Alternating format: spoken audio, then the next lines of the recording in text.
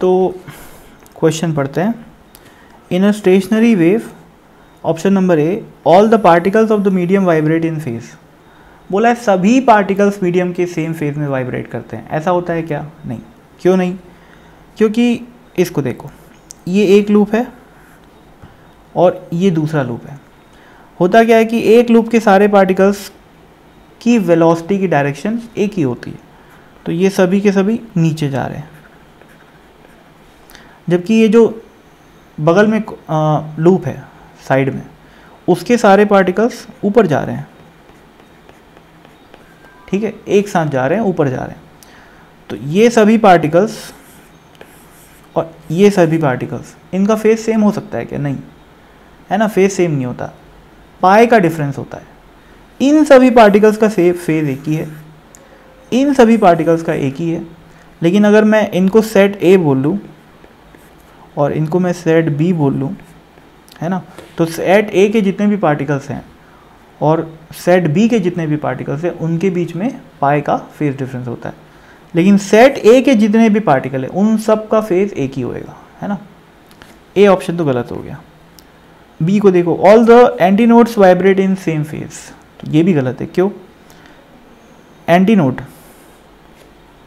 फिर से बना लेता हूँ डायग्राम को। ये अपना एक एंटीनोड है और ये भी एंटीनोड है। अब ये तो नीचे जा रहा है, ये तो ऊपर जा रहा है ना, जैसा कि यहाँ पर अपन देखें। तो क्या इन दोनों का फेज सेम है? नहीं, दोनों के बीच में अगेन पाई का डिफरेंस है, तो ये भी गलत हो गया। सी ऑप्शन देखो, the alternate antinodes vibrate in phase. Alternate antinodes vibrate in phase लिखा हुआ है, तो इसको देखते हैं विजुलाइज करके। ये अपन थोड़ी बड़ी वेव बना ली, कई लूप हैं जिसमें।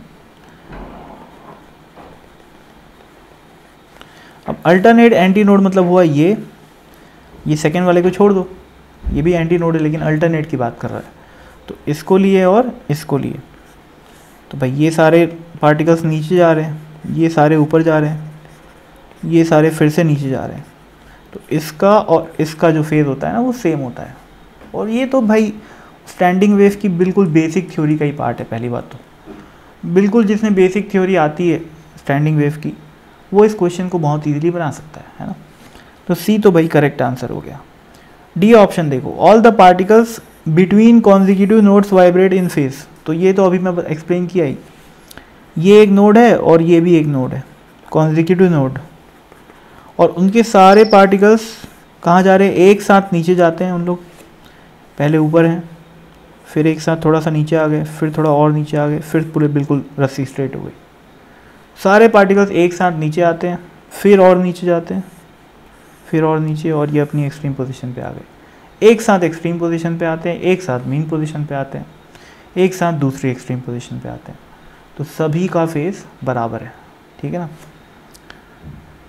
तो डी ऑप्शन भी करेक्ट हो गया। खत्म।